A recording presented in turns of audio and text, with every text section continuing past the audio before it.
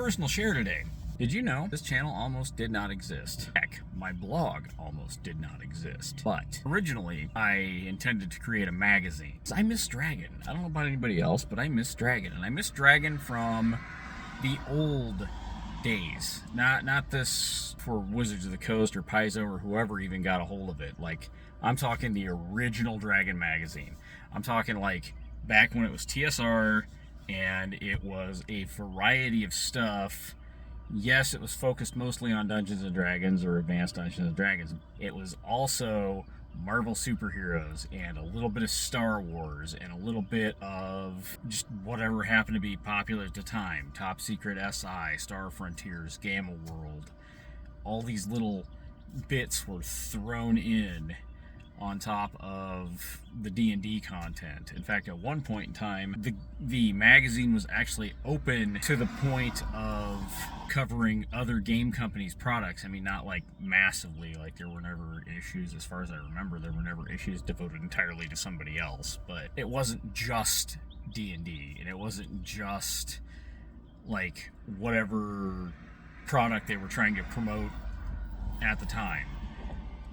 Now later on, when Wizards of the Coast got a hold of the thing, you know, you'd get there were entire issues devoted to one topic. Like if Spelljammer was the darling of the month, then it was all Spelljammer. If they were trying to promote Planescape, it was all Planescape. TSR, back in the TSR days, they didn't do that as much. They did it a little bit, like especially there toward the end, like they did it a little more. They still tried to keep it, as far as I remember anyway, they tried to keep it diverse and they tried to get a lot of cool stuff in there. And I mean, we even got some fiction, we got some comics like Dragon Mirth. Dragon Mirth was awesome, by the way, if you don't remember Dragon Mirth, or if you were too young to remember Dragon Mirth. Good stuff with Dragon magazine. So I kind of wanted to create that, you know, but then, like, for those who don't know publishing as well, maybe creating a magazine, especially with just one guy, and if you visit, I'll put the link down below, go visit Tabletop Tap Room.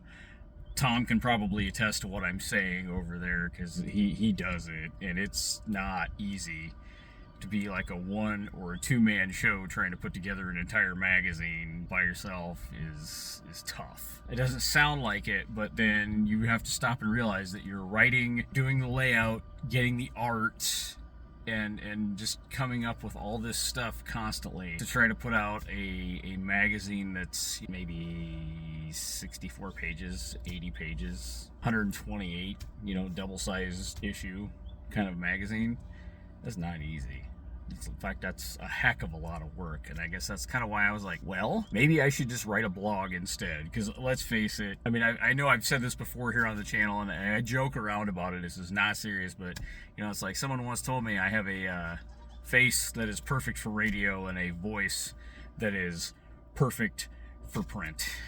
So that's what happened. I nearly became a zine. The other kicker to doing a magazine as opposed to a blog or a YouTube channel or whatever is, the nice thing about a blog or a YouTube channel is that I can be topical, and I can do, instead of writing an entire article in and then having to put it aside to do, you know, 3 or 4 more or 5 more articles, plus regular columns, plus, you know, art, plus maps if there's any maps, plus, you know, all the cool layout stuff and the bordering and all that. You're looking at like a you know, 3-month turnaround, or even a month turnaround if I make it short.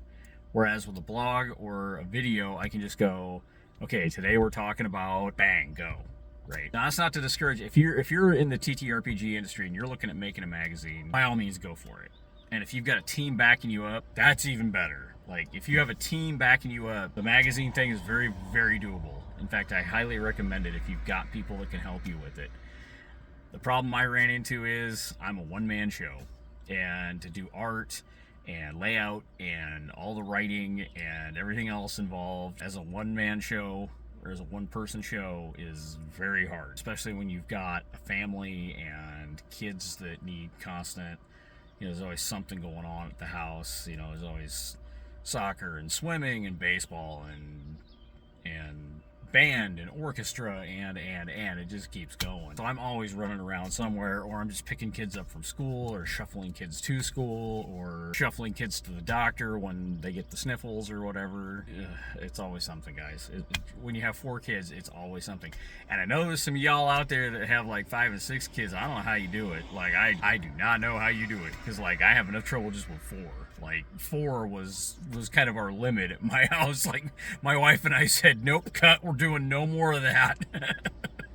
That and the universe kind of decided we were done. But that's another thing I wanted to point out real fast while I'm here, because it's just kind of a casual video day, is this was almost a spiritual channel. I could have done, you know, like a life experience spiritual thing. Someday down the road, that might be a second channel for me. I don't know. I feel more comfortable talking about tabletop role-playing games and things associated with tabletop role-playing games, things like that. Recently, we've been discussing board games. In fact, the last video on this playlist should be a board game preview, and it was a brief board game preview.